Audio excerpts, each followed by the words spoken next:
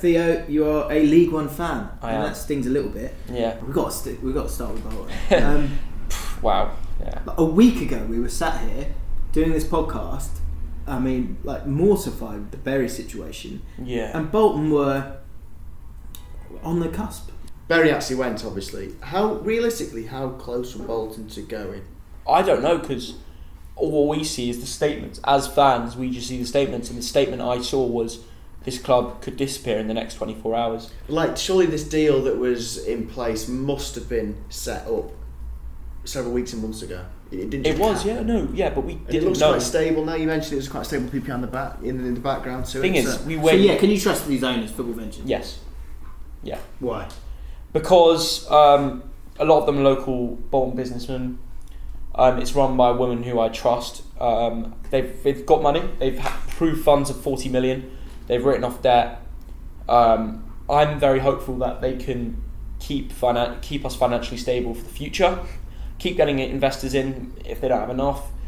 I'm very hopeful. You know, we signed 9 players on one day, and there are some good players in that list. Do you know what I found amazing? People got annoyed at that. Yes, it was so fun. No, but it's Twitter, innit? It's Twitter. Yeah. Why? People having digs. People actually got pissed off that we were like a Man City, like just buying the league. We hadn't spent a penny. It was all free transfers, loads. I tell you where a justifiable frustration from the Bolton thing is those clubs that have already played and, to be blunt, battered Bolton. The clubs that haven't go, well, hold on, you played their youth team, we've got to play these. Well, yeah, so this decent 11. That is true. Joey Barton and is it one of the Colney brothers, Lincoln City manager, who they're flying second, aren't they? Yeah. I was going to mention that. Yeah, they were saying that the integrity of League One is a bit of a mess. A bit skewed, isn't it?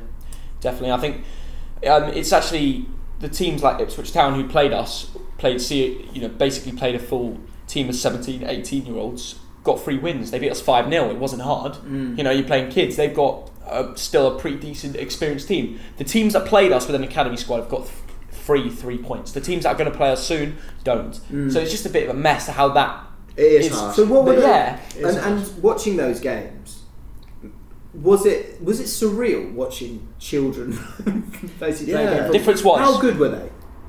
there Did you was see the clear glimpses of quality. They could withstand it for 45 minutes.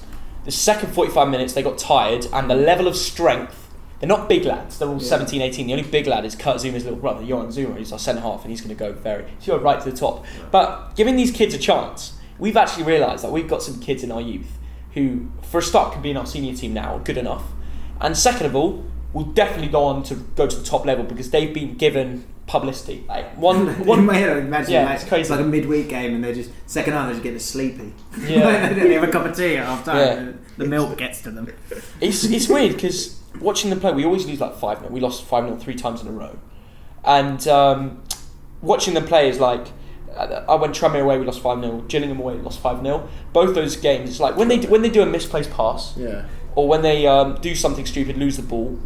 Usually Bolton fans with the seniors dig into them, swear at them, have a go. But because they're kids, they're just like, you're untouchable. Fight for it back, go for it. You know, there's everyone's like looking at optimistic. Yeah, it's like it really is in the away end. There was no one, and we'd lose 5-0 every single time. Every fan would stay, clap them off. Was that in such a dire situation? Is that a kind of new spin on, as someone who's been to, God, you must, I wonder if you kept a kind of tally of this, and the amount of games that you've been to in the last 4 years.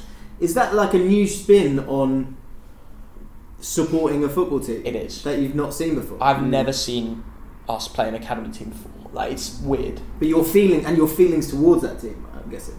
We're very close with them. Yeah. We'll lose 5-0 and the kids will go on social media saying, really enjoyed it, fans were brilliant. Because to them, and you'll say, all the players, they're all my age, which is mad to think. Yeah. And I'll message them on Instagram, they will all reply. They will all be like, thanks for the support. I realised one of the players, I'm not going to say which one, they've got a little thing in notes that they made and they pasted it to every single fan to say, thanks for the support, thank you very much, like, because they all send nice messages in DMs. Yeah, they reply to every single one. Wow. It's just so nice. Who was the youngest player out there? Who was like... So we had I think we had a 16-year-old player. Wow. Yeah. You don't have to name names because it's maybe a bit brutal, but was there any, not because they're not going to be good players, just because they're young, but were there any players that you clearly thought, you are a bit out of your depth. Yes. You don't have to name. Oh yeah, players. a lot of them were, but It's some of them, expected, of course. It's not like, you know, some of them had glimpses where they're like, "You're good enough to play at this level." Dennis Politic, yesterday against Bradford, run the show, loads of skills, scored a goal. I don't know if you saw his goal on Sky, unreal. And a couple other players are good enough to play League One now, and that's because they've got experience from playing these games. That's what could be fascinating about the next few years. You're going to have to still play some of these guys because you've got 9 people through the door. Daryl Murphy's one, isn't it? He is. But some good you know what's players. be like? But it's only 9. Yeah, it's still not enough. Yeah, really. but we've signed a few players before that, and we also have free agents to sign. Like we got Jack Hobbs. We got this other guy called James Ware from Hull before, and a couple other signings. But I guess the underlying thing is actually the underlying thing is that you've got a manager now who's like a Bolton guy. Yeah, it's amazing. He's absolutely delighted. Keith Hill is so pleased to be there. Oh. You've got these young kids who like care about it. You've got some other guys who I think will get excited about the project of that whole thing. That's why they joined. You've got a bit of money now. It's the buzz around. So in 2 weeks' time, you were finished. In 2 weeks' time, we've got Rotherham away, and I swear to God, the amount of Bolton fans I've seen on Twitter saying that this could come sooner. Yeah. It's unreal. I cannot wait to be in that away end with the Bolton fans. It must feel amazing, though, that your club was, imagine that your club's almost gone. 2 weeks later, it's been reborn, so to speak, given life. To go that first game post being on the brink of extinction must be phenomenal. Yeah, definitely. I get that. You'd be so excited. This pause is even better for us because it gives 2 weeks for the players to train and get to know each other. Yeah. Do some icebreakers. It's mad though. Yeah. I think we'll be like an Ajax. Leave you in a place where you're like, I have a real, like, if you didn't before, but it just makes it a lot more obvious that you have a general understanding of you just need a play, you just need a club. I reckon, I think that happens, the older you get, the more seasons go by, you get so upset or so delighted with stuff, and then the next August or whatever it is, well, it's always August, you go again and you still have the same excitement regardless. The most important thing is having your team. Yeah, and exactly. So I think it's amazing. It is incredible how it can turn around, but it's all, you've seen both sides of the coin there with Berry on the other side of it. It's really put things in perspective for me, the Berry Bolton situation, because Stoke are having a shock at the moment. But as bad as it is at the moment for Stoke, in a footballing sense, I have really reverted to the point of they exist. We've got a stupidly wealthy owner, stable financially. We're going nowhere in a Berry sense. Could be worse. And he's going backwards on the pitch, but it could be worse. And it makes me thankful they exist. Yeah, but your situation is quite depressing. The fact that you're spending money, but you're not getting anything back. Well, let's just finish off League One and we'll get on to the Championship. Course, so, final question, Bolton. Minus 11. Can you go up? Can you? Yeah. No. We can't. Do you expect to stay up? I don't expect to stay up. No. We've signed 9 guys. That's it. Like you were saying, but it gives us a good shout to survive. Yeah. We've got 39 games left. We've got 2 weeks of training without a game because of international break, which has come at the perfect time. So the players get to know each other. We have a team that you might still get a few other guys through the door as well. Yeah, true, on free agents and stuff in the next couple of weeks. But if we start on 0 points, I'd say we can push for playoffs. So I don't see why now with minus 11 we can't survive in the league.